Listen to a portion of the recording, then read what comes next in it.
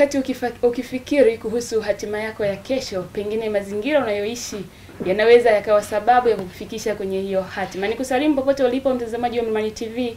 Karibu sana katika kipindi cha Mlimani leo asubuhi, ikiwa ni kipengele chake cha pili cha Jahara. Jina langu ni Neema Yohana, na siku ya leo sitakuwa peke yangu, nitakuwa naye afisa mkuu wa uendeshaji kutoka katika kampuni ya Nishati Mix, ambaye tutajadili kwa pamoja kuhusiana na mada inayosema mchango wa teknolojia na ubunifu kwa vijana katika kujiajiri.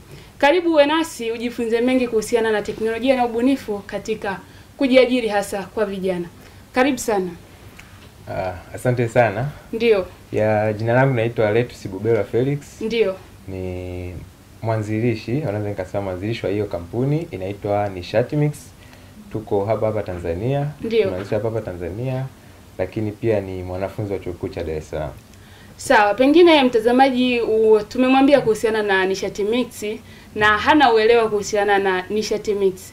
Labda unaweza ukatuambia kwa ufupi kuhusiana na Nishati Mix ni nini?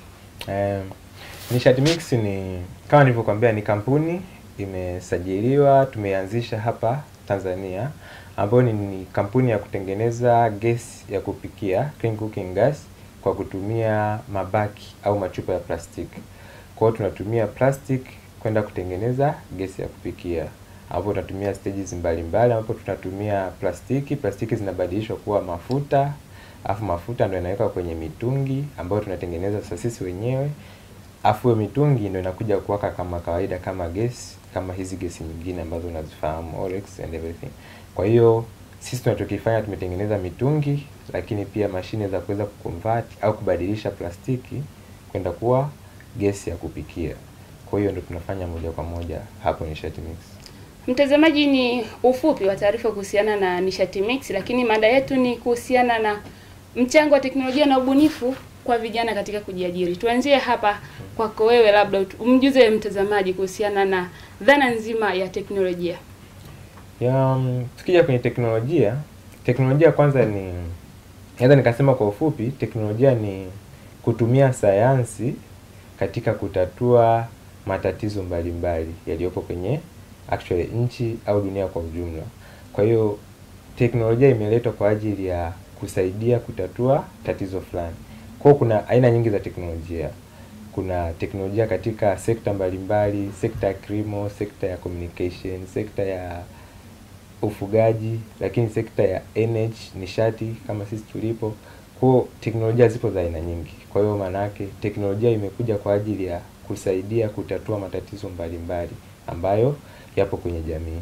Kwa ndio umuhimu wa teknolojia in general.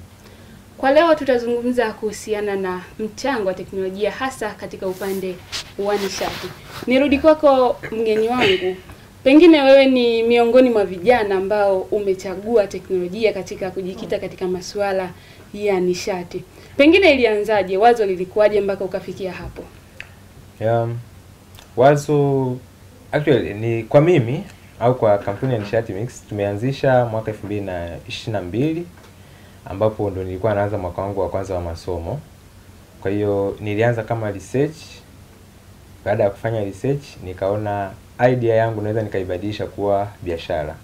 Baada ya kufanya research kwa muda fulani kama miezi 6, kwa hiyo nikaanza kubadilisha idea yangu kutoka kwenye theory au kutoka kwenye ideas kwenda kwenye ubiasharishaji au commercialization. Kwa hiyo Nishati Mix tulianza mwaka 2022, ambapo tulianza research yetu, lakini baada ya kufanya research nikiwa na mwenzangu mmoja anaitwa Daudi Nzunda, tukaja kupata products, au unaweza kusema kuna kitu kinaitwa prototype, ambayo ni kifaa ambacho kilikuwa cha majaribio cha kwanza mwaka 2023. Na baada ya kupata hicho kifaa ambacho actually ilikuwa ni bana kwa ajili ya kupikia pamoja na mtungi ambao tunawekea ile liquid fuel, kama nilivyowaambia mwanzoni kwamba tunatengeneza mafuta afu tunaweka kwenye mtungi huo tumewekea teknolojia ya kubadilisha kimiminika kuwa gesi. Kwa hiyo tulitengeneza product ya kwanza mwaka 2023. Baada ya hapo ndo tukaanza modifications au kubadilisha baadhi ya vitu kutokana na response za wateja wetu ambao tulikuwa tunaenda kuangalia, lakini pia kuendana na sera za serikali pamoja na mipangilio mbalimbali. Na kwa sasa mwaka huu naweza nikasema 2025 tumeweza kutengeneza, naweza nikasema main industry yetu, tuko pale Tildo na tumeanza uzalishaji kwa ajili ya majaribio na refinement. Kwa hiyo jina Nishat Mix ndo pale. Sawa, vijana wengi wanayo mawazo mazuri, lakini pengine changamoto nyingi zinawarudisha nyuma na wanashindwa kuendeleza yale mawazo ambayo yanayo. Pengine wewe ni changamoto gani ambazo ulikutana nazo wakati unaanzisha hilo wazo kulileta katika uhalisia, na ulipambana vipi na hizo changamoto? Changamoto zipo nyingi ndio kama ulivyosema, lakini changamoto kubwa kwa watu wengi wenye bunifu zao, wenye biashara zao, ya kwanza kubwa ni funds, mtaji, au naweza nikasema hela ya kuendeleza au kuanzisha hiyo biashara. Kwa hiyo kama ukianza kama research, ukiwa unasoma kwenye vitabu, unaweza approximate labda kuna hela kiasi fulani nitaitumia kwa ajili ya kuendesha huu mradi. Kwa hiyo unakuta watu wengi wanasoma kwenye vitabu, inabaki kama theory, lakini kuja kufanya practical anakosa kulingana na ukosefu wa hela au mtaji. Mfano unaweza nikajitolea mfano mimi, kipindi tunaanza nikiwa mwaka wa kwanza, nimefika, of course sikuwa na mtaji wa kutosha kusema kwamba nitaanza kufanya ile biashara.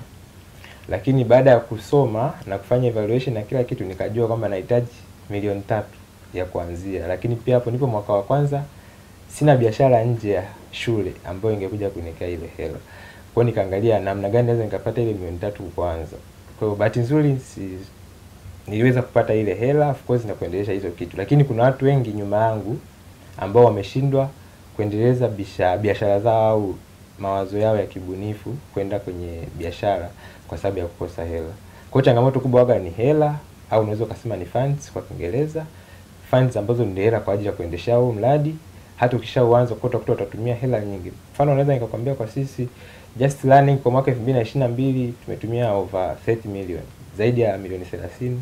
2023 zaidi ya milioni 50 kwa ajili tu ya kuendesha mradi na bado hujapata product. Na kwa mwaka 2024 ilikuwa huko mbali, milioni 70, milioni 80. Lakini kwa mwaka huu ndio tunaenda kwenye, maana tushapata pilot, kwa hiyo tunaenda kwenye production. Kwa maana yake itakuwa hela mara nyingi zaidi, almost milioni 200 ya kwenda mbele. Kwa hiyo sasa hiyo hela hauipati from nowhere. Kwa hiyo lazima utakuwa na njia nyingi za kwenda kutafuta hiyo hela kuendelesha huo mradi. Na watu walio wengi sasa ndio wanakuja kufail kupata ile hela kwa ajili ya kuendesha kitu chao. Lakini changamoto nyingine ni za kawaida. Kuna changamoto ya materials, vifaa vya kutumia. Kwa unaweza kukuta unahitaji vifaa fulani lakini kwa Tanzania vifaa vipo. Changamoto nyingine, kuna changamoto za regulations. Sijajua kwa Kiswahili inaitwaje, lakini kitu kama hicho, yani regulations, kwamba serikali imeweka baadhi ya regulations zake labda kwenye production ya kitu fulani. Mfano, uwezi ukatengeneza gesi kama ninavyotengeneza afu nikaingia moja kwa moja sokoni. Lazima watakuja kufanya evaluations, watapima, watahitaji uwe na cheti, watahitaji uwe umesoma kitu fulani. Kwa hiyo kuna vitu vingi wanakuwa wanavihitaji, na hiyo ni changamoto moja hapo ambayo inaweza ikafanya mtu kuachana hata na idea yake na kuendelea na mambo mengine. Lakini changamoto nyingine ni changamoto za, kama nilivyosema, vifaa, availability, lakini pia na sera za nchi. Mfano, naweza nikasema kwa Tanzania sasa hivi sawa, wana sera nzuri, tuna sera nzuri za kuendeleza hii miradi, japokuwa bado tupo chini sana. Maana ukilinganisha na nchi kama Nigeria, ukilinganisha na nchi kama Kenya, Kenya wako juu zaidi. Kwa hiyo timisi kama Kenya, mtu akiwa na idea yake, kuna hubs nyingi ambazo zinakuja kumsupport kwenda kubiasharisha ile idea yake. Kwa hiyo maana yake kwa Tanzania bado tupo chini. Sawa, zipo Costech, Bunihub na nyingine zipo na zinasaidia, lakini bado investment kubwa haijaweka kwenye kusaidia hizi miradi kwenda juu. Kwa hizo ni baadhi ya changamoto nilizokuziona. Sawa, yeah. Ni baadhi ya changamoto ambazo umetueleza ambazo umekutana nazo katika kuendeleza hilo wazo ambalo ulikuwa nalo na kulileta katika uhalisia. Pengine ulipambana vipi na hizo changamoto mpaka kufikia hapo ulipo sasa? Kupambana nazo, nikianza mwanzoni kupambana, kwanza nilitumia personal investment kama kitu cha kwanza kwenye kutatua tatizo la kwanza ambayo ili niweze kuanza. Hapo personal investment nilitafuta hela kwa ajili ya kupata ile 3 milioni ninayokuambia nilianza nayo. Lakini baada ya hapo ndio sasa naanza kutumia sera au njia ambazo zipo kwenye system. Ukishaingia kwenye startup life, kwenye maisha ya hizi kampuni unazozianzisha, kuna jinsi unaweza kupata hela kwa ajili ya kuendesha mradi wako. Kwa mfano kama mimi, kuna namna mbalimbali natumiaga kwa ajili ya kupata hela pamoja na timu yangu. Ambapo namna ya kwanza ambayo tunaitumia ni kwa kutumia njia zinaitwa pitch deck. Kwa kupitch. Kwa hiyo ninaenda natafuta investors au natafuta organizations, mashirika mbalimbali ya kitaifa na ya kimataifa ambayo yanaweza kusapoti mradi wangu. Kwa maana yake nitaenda, nitaelezea mradi wangu upo hivi na hivi na hivi na ninahitaji hela kiasi hiki. Kwa ukishawaelezea wakaona kuna potential na wakaona una utofauti unaokuja nao sokoni, moja kwa moja watakupa fund kwa ajili ya kuendeleza mradi wako. Lakini pia kuna mashindano mbalimbali unashiriki. Kama Tanzania yapo mengi sana. Ukiwa unafuatilia mtandaoni, kuna mashindano yanatokea vyuoni, lakini serikalini, lakini pia kwenye hizi research hubs kama nilivyokuambia kama Costech, wanatoa shindano labda la ubunifu. Mtu atakayekuja na idea nzuri za ubunifu labda anampa milioni 10, milioni 20. Kwa unakuta hata hela ndogo ndogo za kuendesha ninazipata kutoka kwenye haya mashindano mbalimbali yaliyopo kwa. Kwa hiyo hizo ndio njia pekee ambazo nazitumia kusolve hili tatizo. Kwenye swala la materials tunaagiza nje ya nchi. Kwa hiyo ila huwezi ukaagiza bila hela. Kwa hiyo kitu cha kwanza kikubwa sana ni lazima kutafuta hela ya kuendesha mradi, na ukishapata tu ile hela, maana hata material naweza nikaagiza nje ya nchi, lakini pia naweza nikapata wafanyakazi wa kusaidia kufanya kazi yangu huku nikiwa naendelea na masomo na kila kitu kinaendelea vizuri. Kwa hiyo ndio jinsi ninavyotatua matatizo hayo kwa upande wa Nishati Mix upande wangu. Sawa, ni miongoni mwa wanafunzi wa Chuo Kikuu cha Dar es Salaam. Sasa pengine kwako swali langu ni kuhusu ni kwa namna gani elimu ambayo umeipata katika Chuo Kikuu cha Dar es Salaam imekusaidia katika hilo wazo lako na kulifikisha hapo sasa ulipo? Elimu niliyoipata hapa Chuo Kikuu, actually sio elimu tu, nimejifunza mambo mengi kupitia hiki Chuo Kikuu cha Dar es Salaam. Maana hata nilipokuwa naanza, mimi nimekuja hapa kusoma degree ya microbiolojia pamoja na biotechnology, ambayo actually kwenye hii project ina play part ndogo sana kulinganisha na hii degree nyingine. Lakini huaga napata muda wa kwenda kusoma na watu waliopo kwenye engineering, college ya engineering, lakini na watu wengine ambao wapo pembeni au fursa nyingine zinazotolewa labda kusoma mambo ya ujasiriamali na biashara pale UDSM. Kwa hiyo elimu imenisaidia sana kwenye kuendeleza hiki kitu changu, especially kwenye upande wa ubiasharishaji kuliko kwenye idea stage.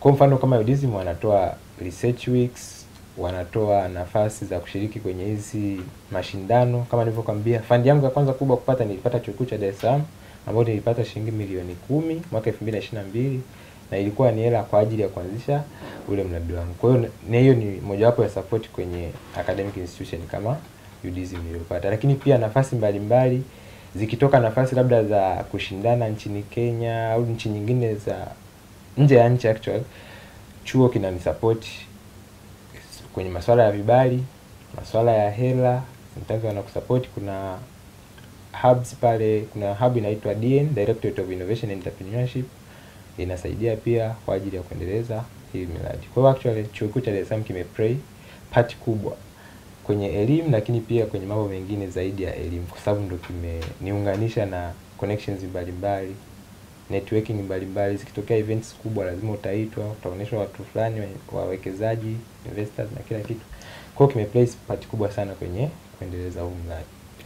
Sawa, ni miongoni mwa vijana ambao wametumia teknolojia katika kuleta mabadiliko chanya katika jamii, hasa kwa upande wa mazingira. Pengine unaweza wewe ni kama mfano kwa vijana, unawaambia nini wewe ukiwa kama umekuwa role model wa wengi? Sasa unawaambia nini pengine ambao wamekata tamaa, wanayo mawazo mazuri lakini wamekata tamaa, pengine hawana mtaji, unawaambia nini? Kitu cha kuambia ni kwamba wasikate tamaa, lakini pia waendelee kupush au waendelee kutafuta, kwa sababu kutafuta hakuna mwisho. Kwa sababu unaweza ukasema sasa hivi sina mtaji, lakini ukakaa ndani, lakini kuna mtu anasema sina mtaji lakini anaenda kutafuta mtaji. Vipo vyanzo vingi sana vya kupata mtaji. Unaweza ukaandika proposal yako. Mfano, ngoja nitolee tu mfano ambao kila mtu anaweza ka approach. Mfano ni unaweza ukaandika proposal yako ukaenda benki. Zipo benki nyingi. Mimi natolea mfano benki ya Zanzibar. I think kwa benki kuu ya Zanzibar. Kwa mimi kuna kipindi nilikosa fund ya kuendesha mradi, lakini nilivyoenda kwa mkurugenzi wao nikampa proposal ya Nishati Mix ya huo mradi wetu, akaona mradi una manufaa na una potential, kwa hiyo akaweza kunifund, kunipa hela ya kuendesha huo mradi. Kwa nafasi zipo nyingi. Ni kikubwa ni kwamba mtu usiogope kuanza, na ukishaanza jitahidi kutengeneza mazingira ambayo yatakufanya wewe uendelee kukutana na watu mbalimbali ambao wapo kwenye sekta yako, kutumia mitandao ya kijamii, kutumia kuna events mbalimbali zinakuwa zinatokea, matukio mbalimbali ya kiserikali hata yasiokuwa ya kiserikali. Unaenda tu unashiriki kuangalia watu gani wapo kwenye sekta yako. Kama upo kwenye kilimo, mikutano ya kilimo ni muhimu sana ku attend. Mikutano kama upo kwenye nishati, mikutano ya nishati. Ukishafika kule unaweza kupata tu mtu hata ukaongea naye dakika 5, tayari ushapata mtu wa kuinvest kwenye kitu chako. Kwa hiyo kikubwa ni kutokata tamaa na kuendelea kupush, kutafuta njia za kutoboa kuweza kupata hela kuendesha hiyo miradi yako. Sawa, miongoni mwa changamoto kubwa ambayo inatukwamisha hasa vijana ni kutokana na mitazamo mbalimbali kutoka kwa watu. Kila mtu ana mtazamo wake kutokana na idea ambayo unayo. Pengine wewe uliweza kupambana vipi kutokana na mitazamo mbalimbali ambayo ulikutana nayo? Ya sifa mojawapo ya mtu actually mjasiriamali au mbunifu ni kwamba unapokutana na changamoto unaibadilisha changamoto kuwa fursa kwako. Kwa hiyo changamoto zinakuwa ni nyingi, hata hiyo ya kusemwa, kuongea mambo gani, lakini sasa unazitumia hizo changamoto kama motisha ya kwenda kufanya kitu kikubwa zaidi.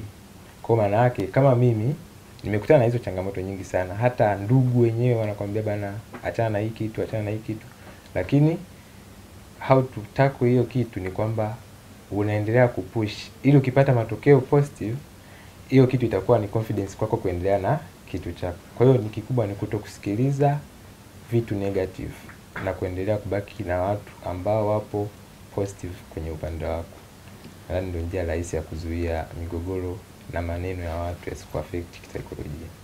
Yeah. Sawa, kikubwa ni kuchukua changamoto na kuwa fursa wakati unaanza na wazo na unapotaka kulitoa wazo lako liwe katika uhalisia. Pengine mtazamo wako kwa miaka 10 baadaye Nishati Mix unaionaje? Kwa miaka 10 baadaye, na actually kama Nishati Mix tunajiona tutakuwa mbali zaidi. Kwa sababu kama kipindi cha miaka 4 tumeweza kufika hapa tulipo, lakini pia our projections zinaendelea kukua na kuendelea kwa mbele.